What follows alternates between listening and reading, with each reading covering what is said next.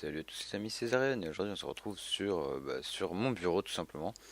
Euh, donc euh, comme je vous l'avais dit dans la précédente vidéo, je vais vous faire un tout petit tutoriel sur le logiciel de capture Action de Mirelis. Donc déjà pour commencer, on va voir pour l'acheter. Donc pour avoir ce programme, tout simplement vous allez vous rendre sur le site internet de mirelis.com et de là vous allez dans Produits Action ici et puis vous êtes sur la page tout simplement. Alors donc bien vous avez un essai gratuit de 30 jours, mais le seul souci c'est que quand vous filmerez à cet endroit-ci, il y aura un cadre comme ceci en fait où il sera marqué pardon, Action Ultimate Capturing Software. Donc c'est pas spécialement top pour faire des vidéos, ou bien vous l'achetez au prix de c'était de 30 $ si je me trompe pas. Ouais donc voilà 30 $. Donc voilà, ça c'est pour l'acheter. Euh, alors, ensuite, on va tout de suite passer sur le logiciel de capture en lui-même, qui est quand même notre objectif du jour, j'ai envie de vous dire. C'est tout simple, franchement, il est très facile à prendre en main. Donc, ici à gauche, vous avez les vidéos, les enregistrements vidéo que vous êtes en train de tourner ou qui sont déjà présents sur dans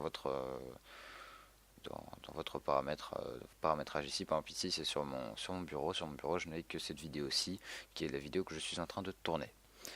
Euh, Donc ici c'est très pratique parce que on voit vraiment tout ce qu'on a comme vidéo. On peut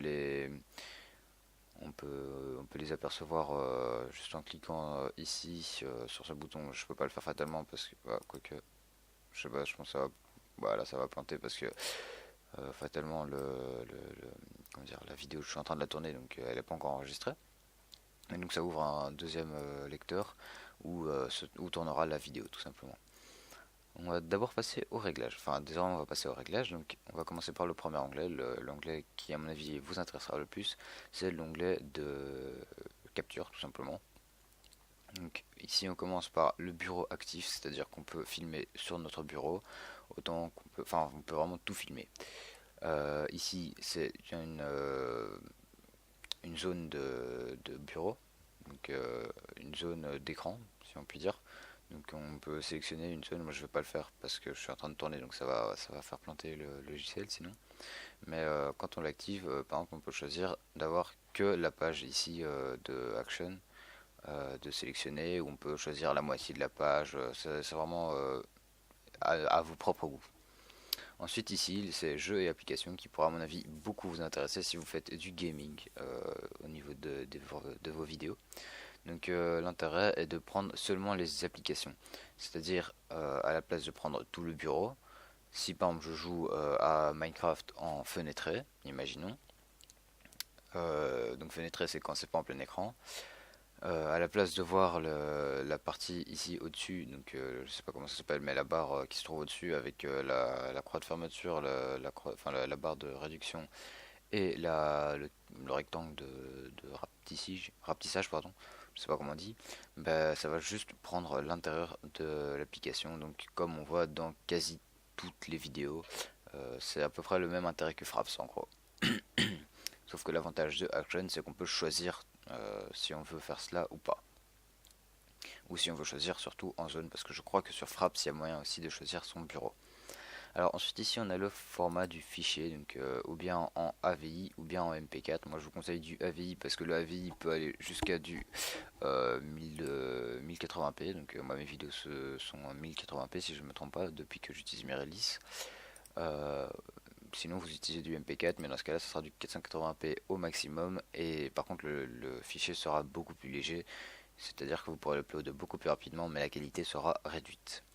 Ensuite, les images par seconde, moi je vous conseille de mettre en 30 images par seconde, non pas parce que ça reste d'être pratique, ça lag rarement ou quoi, mais tout simplement parce que YouTube ne poste pas plus de 30 images par seconde, donc de 30 fps. Euh, Même si vous avez une vidéo en 60 fps, elle sera retransformée en 30 fps lors lors de sa mise en ligne sur YouTube. Ensuite, la durée, ça c'est quelque chose que je vous conseille de décocher, tout simplement parce que, enfin, vous pouvez le cocher si vous en trouvez un intérêt, mais moi je n'en trouve pas vraiment. Donc en gros, la durée, c'est, vous choisissez une durée et au bout de cette durée, ça va stopper automatiquement votre enregistrement. Donc pas spécialement très pratique. Utiliser le mode Perfect Video Match, je sais pas ce que c'est. J'ai été regarder un petit peu, mais j'ai pas très bien compris, donc je n'ai pas fait tout simplement. Alors, enregistrer les sons système, donc ça c'est le son provient de l'intérieur de votre ordinateur, donc les sons, la musique que vous écoutez, les sons, les vidéos, les sons de votre jeu, tout ça, si vous êtes avec des gens sur Skype, donc ça ce sont les sons système, donc ça je vous conseille grandement de l'activer, sauf si vous voulez pas l'activer. Autoriser l'enregistrement du son pardon, sur plusieurs canaux, ça sélectionnez-le. Tout simplement, ça vous permettra d'enregistrer sur plusieurs canaux comme ça l'indique dans le nom, tout simplement. Alors le microphone, ça vous faites comme vous voulez, ou bien il y a du push to talk, donc il faut appuyer sur un bouton pardon, pour que la voix soit enregistrée. Ou bien il y a le toujours enregistré, ce que moi j'utilise pour l'instant, qui enregistre toujours, comme son nom l'indique, ou bien ne pas enregistrer, qui n'enregistre rien du tout. Donc au niveau du son toujours. Hein. Donc ça vous faites comme vous voulez, si vous voulez faire une vidéo sans son, enfin sans micro, ben, vous faites ne pas enregistrer. Si vous voulez faire un peu shoot, vous faites bouton maintenu enfoncé. Et si vous voulez toujours enregistrer, vous faites toujours enregistrer tout simplement.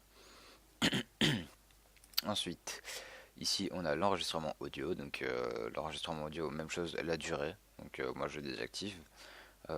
Ici c'est le format de sortie. Moi je le mets en WAV tout simplement parce que c'est le format que j'utilise.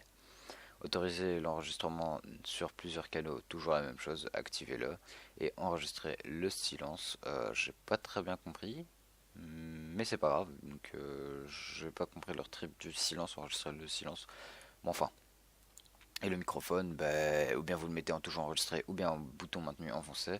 Je vois pas trop l'intérêt de le mettre en ne pas enregistrer, du fait que c'est quand même un enregistrement audio, donc qui se fait via le microphone.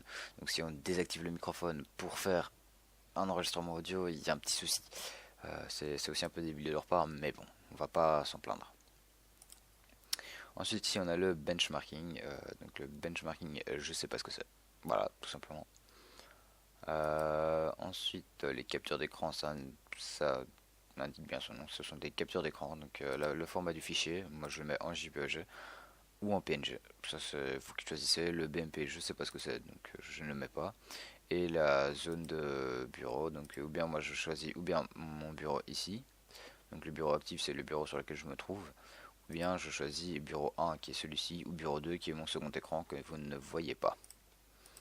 Et enfin on passe aux réglages. Alors les réglages généraux, moi je vous conseille de tout désactiver. Voilà, tout simplement. Sauf peut-être ça, mais encore, moi je préfère rester sur une version stable. Je trouve que c'est plus pratique. Et ça évite les changements brusques, comme ça peut arriver souvent. Qualité de la vidéo, ça vous choisissez comme vous voulez. Évidemment, moi je vous conseille haute. Après, si vous n'avez pas l'ordi qui suit, mettez normale ou basse, dépendant de la qualité. Gamme d'entrée, moi je n'ai pas touché, j'ai laissé de base. Je sais pas ce que c'est. Enregistrer en utilisant tous les cœurs du processeur, ça activez-le si vous avez un ordinateur avec un processeur plusieurs cœurs pardon. Ça sera mieux pour votre ordinateur et votre vidéo sera plus fluide normalement. Enregistrer le curseur de la souris, à vous de voir. Moi je l'enregistre personnellement, je l'enregistre toujours. Visualiser les clics de la souris, ça je vous conseille pas parce que ça veut dire que dès qu'on va cliquer, ça va faire un gros carré jaune dégueulasse en plein milieu de votre écran. Donc non merci. Superposer une image sur la vidéo, ça c'est si vous voulez faire des incrustations dans votre vidéo. Moi je préfère faire ça sur un programme de montage en dehors parce que voilà c'est tout. Donc là c'est le fichier, donc l'image que vous voulez superposer et ça c'est la position de l'image. Ensuite webcam, moi j'ai mis ne pas enregistrer parce que j'ai pas besoin d'enregistrer ma webcam, mais sinon après les réglages sont tout simples. C'est vraiment du classique. Et ici, si vous voulez régler l'affichage, vous choisissez à l'endroit où vous voulez placer votre webcam. Paramètres du micro, moi j'ai mis donc mon micro ici en périphérique audio. Donc le microphone c'est le Logitech G35 donc, qui se trouve sur ma tête fatalement. J'ai mis ce volume 6, ça c'est vraiment à vous de voir, moi j'ai un peu trifouillé au début.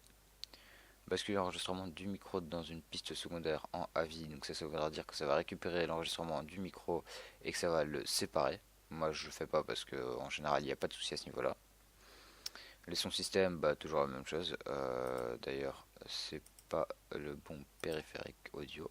Hop là, voilà. Donc si ça se trouve en fait vous entendez carrément pas les sons système de base. Ensuite ici bah, ça c'est le volume toujours. Et le bitrate, vous mettez réglage par défaut ou ce que vous voulez. Moi j'ai mis réglage par défaut parce que je ne préfère pas y toucher. Ensuite, paramètres de l'ATH. Masquer l'ATH pendant l'enregistrement du bureau. L'ATH c'est tout simplement une toute petite fenêtre qui se... Donc moi je l'ai masqué là à l'instant même quand c'est sur le bureau. Mais quand c'est en jeu, je préfère le laisser. C'est tout simplement ça marque si ça filme déjà. Donc ça marque les FPS et à partir du moment, enfin les FPS ça les marque en blanc et à partir du moment où ils passent en rouge, on voit qu'on est en train de filmer. Donc je préfère les désactiver histoire de savoir si je filme ou pas tout simplement. Donc là, il faut juste choisir la position. Et voilà, c'est tout. Donc masquer la TH pendant l'enregistrement du bureau, moi je l'ai fait là tout simplement, je sais pas pourquoi d'ailleurs. Ne pas enregistrer la TH dans les jeux et les applications. Donc ça c'est tout simplement qu'on ne verra pas la TH pendant que je filme. Et ne pas afficher la TH, tout simplement ça ne l'affiche pas. Ensuite les paramètres d'exportation. Donc ici c'est user l'accélération matérielle pour encoder la vidéo. Utiliser le truc de votre carte graphique. Voilà tout simplement. Exporter le curseur de la souris, moi je le fais. Donc c'est toujours la même chose, on voit mon curseur. Et exporter la visualisation des clics, je ne vous conseille pas, sinon vous aurez de nouveau votre gros carré jaune dégueulasse. Réglage d'envoi, mémoriser le mot de passe et découper les fichiers en plusieurs parties.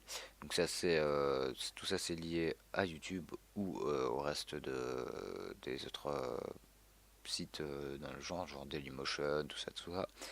Donc vous pouvez introduire votre compte et mémoriser le mot de passe pour directement l'upload via le logiciel. Donc le logiciel va compresser, va faire le montage et va l'envoyer tout ça en même temps. Donc c'est très pratique, mais moi je préfère faire ça à la main parce que en général je filme d'avance aussi. Donc voilà.